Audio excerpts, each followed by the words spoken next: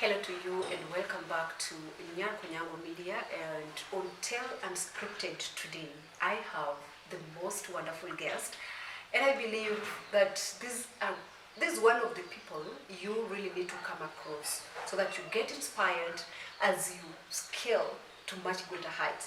So today my guest, I'm not going to tell you his name. He's going to have the opportunity to introduce himself before we start unraveling on one or two, three things about him. One, my guest today, my guest is an author, an inspirational speaker. There's so much about him, you know. But before that, let me turn to him and give him an opportunity to say hi to you. And I think he's only going to tell you his name because much more interest lies on the beats that I don't want him to talk about at the moment. Hello. Thank you, Hope. Yes. Leonard Omondi by names, and according to our words, I'll leave it at that.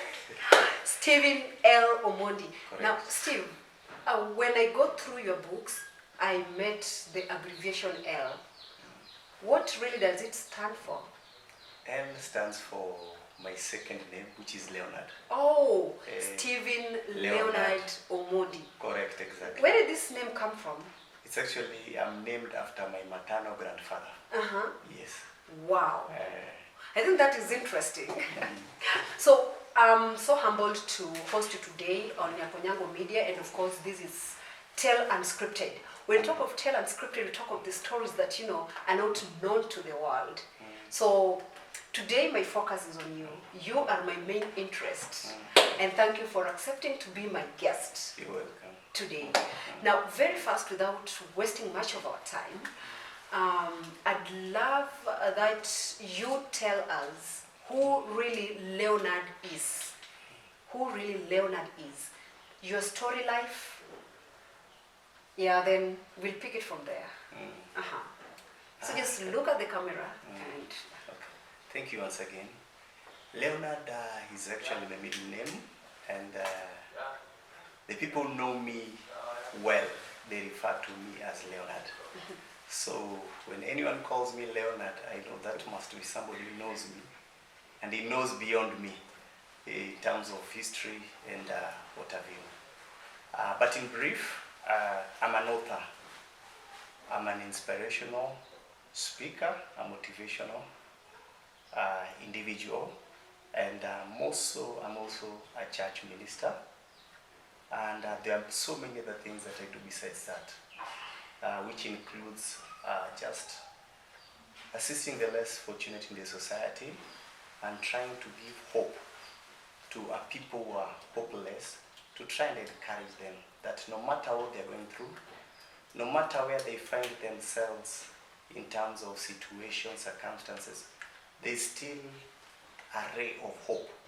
For as long as the sun keeps rising every other day, in a sense it means there is yet another chance, another opportunity to try again. You may have failed yesterday, but the fact that you've woken up today is actually an opportunity in itself. Wow. Yes. Now, would you please tell us your life journey? Yeah. Okay, from the time you were a little boy until the moment now we are meeting Leonard. I'd love to call you Leonard. It sounds, you know. Okay. I was born in 1977, 29th of December to be precise, in Nairobi, Pumwani Hospital, so to speak. My mom is late, but I was raised up with my auntie, her elder sister, Patricia, who's played a key role in molding me and shaping me. Having taken over from the time my mom passed away when I was in first year in college, I began my schooling in 1983 in Nairobi River Primary, that is in Buruburu, after which I progressed to high school, Jericho High School, in 1992 all through to 1996. From there, I proceeded to Kenya School of Monetary Studies, where I studied banking as a profession, because professionally I'm a banker. From Kenya School of Monetary Studies, I worked in receivership for 3 years before joining the government, where I worked as a cashier for close to 8 years, an inspector also in the inspectorate department.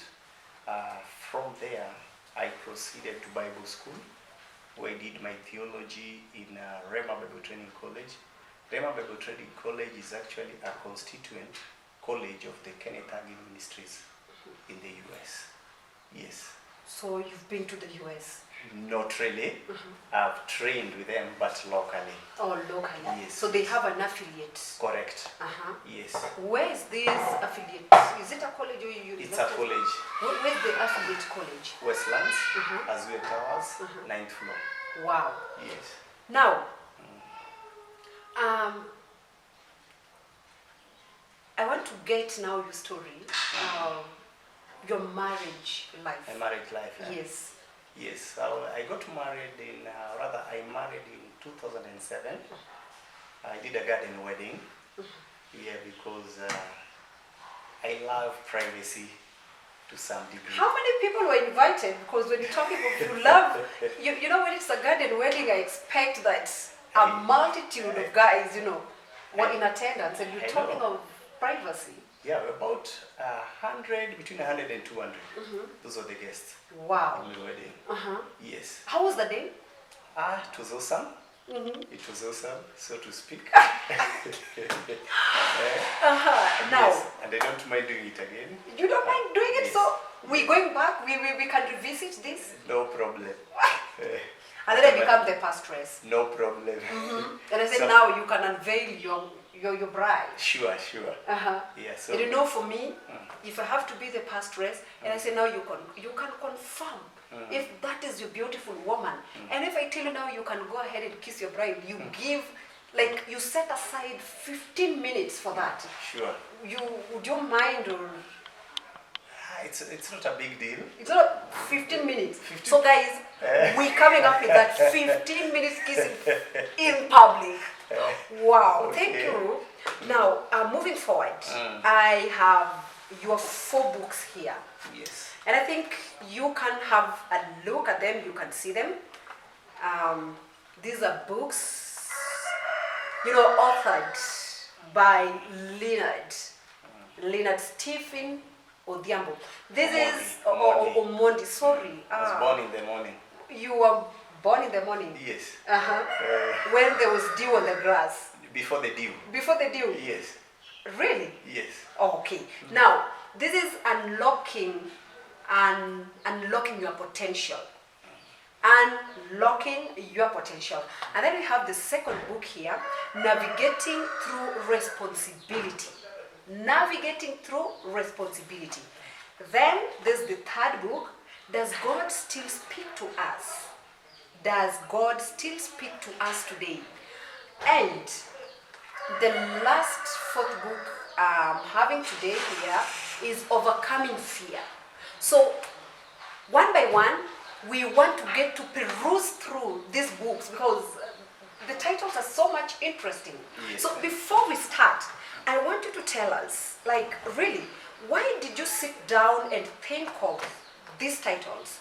Overcoming Fear, Does God Still talk to us today? We have Navigating Through Responsibility and Unlocking Your Potential. How did you come to these names and, you know, just use them as your titles for the books? Okay, basically, I don't just write for the sake of writing. The idea behind writing is to change the life of somebody. If I take my inspiration from one of the biblical writers, that is Apostle Paul, he's been my role model even in ministry, in the sense of there are so many people he was not able to reach literally, but he could reach them through the pen. And that has been my mode of operation, because I know I need to have some kind of an impact on this world, so that by the time I'm off as in I've passed my days, there's a mark. I've been able to touch the life of 1, 2, 3 people. We call it legacy. Correct. Not just from my tribe, not just from my people, my kids, but globally. Wow. Number 2, when it comes to the writing, I really meditate a lot and reflect. Looking at the current affairs, praying more so to speak, because I get my inspiration even while doing so. And every topic, I try to align it to the current events. It is easier for people to understand through the current events. If I take overcoming fear for one, when I did overcoming fear, you realize that you are living at such a time where so many people are living in fear. Some are afraid of death, some are afraid of traditions, some are afraid of the signs in the skies, some are afraid of being sacked, some are afraid of retirement, others of maybe starting again. And but the challenge with that is that when you decide to operate in fear, it actually impairs your movement, it impedes your progress, and it curtails on your grace, it curtails on your opportunities, it curtails on your would-be benefits. And not only so, you realize also last year, because overcoming fear, I did it last year. Immediately after the pandemic began, because it was such a time when the whole nation was actually afraid because of the negative stigma that was coming as a result of corona. And because of that, I thought it wise to come up with some journal material that can help people fight this stigma. Because you realize that when a nation is stigmatized, they cannot be productive. They cannot live a life that is worthy of them. They cannot progress beyond where they've made it before. Now, Steve, yes. Are we getting back to the reason as to why you came up with this kind of great book? I'm interested in knowing this. The authoring part in you. Did you just wake up one morning and you felt like, oh, I should start penning down stuff? Or what really inspired you? What was the drive that made you become an author? I can call it a desire that was burning within me. Wow. It was a desire that began way back even before I did my first book. Because the desire began a year before I got married. That was in 2006. Year where I kept seeing myself writing, doing magazines and books. But the question was the content. Yes, because I needed to come up with a content that would help people. The issue is not just to write, because if you write for the sake of writing, I mean, you're not helping anybody. But what you're writing, it needs to be something that can leave an impact in the life of somebody or the heart of somebody. Or if it's somebody who is going through an issue, through that pen, stroke of the pen, he's able to pick something that is able to transform his entire life. Wow. Yes. Now, tell me something about these books. We have, Does God Still Speak to Us Today? How did this come about? Does God Still Speak to Us Today? Came about as a result of the many errors that have taken place, more so in the church setup, and also in the world today. The reason being, there has been a lot of hullabaloo as to if God still speaks, and if he does, how does he speak? How can I recognize if this is the voice of God? Wow. Secondly, there has been a lot of people all claiming to hear from God, all claiming to have a message from God. But how are you able to discern? How are you able to tell if this is God really speaking through so and so? So when that urge came to me, I thought it wise to enlighten people as to some of the yardsticks that they can use to help them to judge between the people, the person, and the voice of God, to avoid error. Because when we allow the error to carry on, so many people will continue living in error, and a lot of people will be messed up in life. Wow. How long did it take you to write this book? Does God still speak to us? It took me, actually, putting the materials together took me just a day. But reflecting on the same took me a month. So the reflection took a month? Yes. Penning it down took 3 days. 3 days? Yes. Uh-huh. Yes. Then we arrived at the publication of the whole book. Sure. Wow. So, what was the intention? The intention was to help more so the spiritual clique and the church, because there has been a lot of misjudged people. There has been a lot of people who've been deceived in the process in the name of God is saying this. There has been a lot of people who've erred in the sense of they think they are hearing from God, but some are maybe just hallucinating. So we're coming back after the break. As we continue, we're taking a short break. We're coming back. Stay tuned.